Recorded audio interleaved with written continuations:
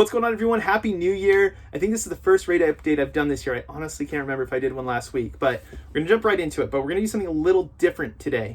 I'm going to do my normal rate quotes, show you where we are currently, but I'm also going to give you a prediction for 2020.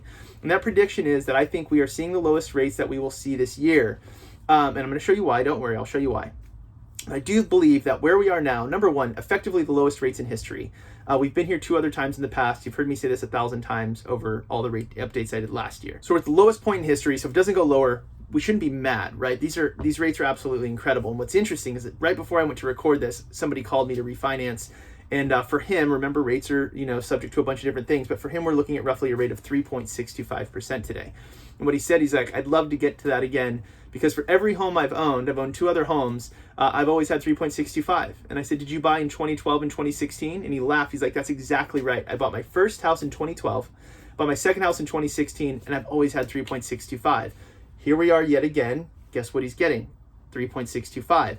So this is a trend we've seen, and that's why I believe that we will be at this level, potentially higher. I don't see it going dramatically lower than this over the next 12 months. So let's jump into the data and take a look at why I think what I think. Okay, so I know I always start off looking at the 10-year treasury. I'm not doing that today. The mortgage-backed securities are going to show this better. So basically, with mortgage-backed securities, and I've said this before, but I'm going to say it again if you're new to these updates, up is good when we're looking at these charts. That means that bonds are rising, and when these go up, mortgage rates go down. So this is inverse to what you'd think. So please keep that in mind while I work through this. So we're seeing a good trend, right? So from the end of December to today, rates have gotten better. And if we look at more of like a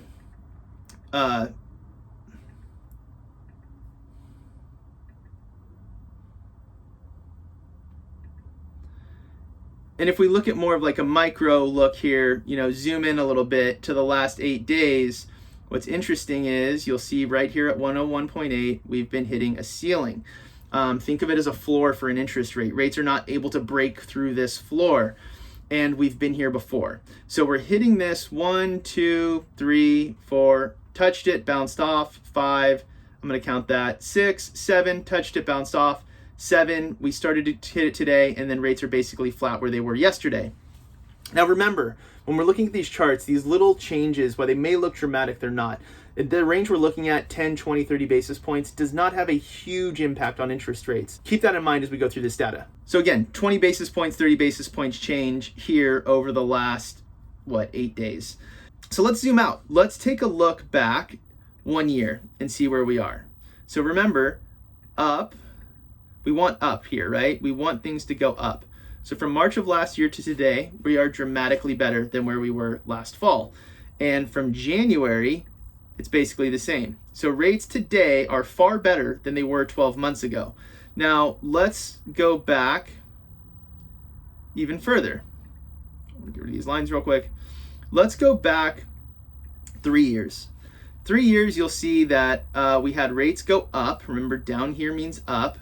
Went up, and then November of 2018, we started to bounce back up, and we've worked our way back to where we are today. But I want to show you 2016, because it kind of proves my point about why I think we're at the best rates we've seen. So here's today, this little cluster here, and when we're zoomed out like this, you can see it's kind of a flat line. It's a very narrow trading range here. Now, if we look at 2016, this is right before the election. This is right after the election. Rates went up because the market reacted well to Trump becoming president. That was an initial reaction over the last over that 2-week period. But right before that, we were up in this range here. Now you'll see we had the same thing we had now. I'm going to zoom in on this to give you a closer view. Okay, so this is what I'm looking at here, and that's about 90 days. So from say June 29th through November. So that's 5 months. 5 months, we did not break below the current interest rates we're seeing today. And here's the same thing. So remember, the ceiling for mortgage-backed securities is a floor for interest rates. Rates could not go lower than this. If that happened for 5 months in 2016 and in 2012, I can't go back that far, but in 2012, we saw that same trend for about 60 to 90 days, if I remember correctly. Could not break through, right? Rates could not go lower. 2012, 5 months, could not go lower. Then when we look at last year and beginning of this year, same levels, could not go lower.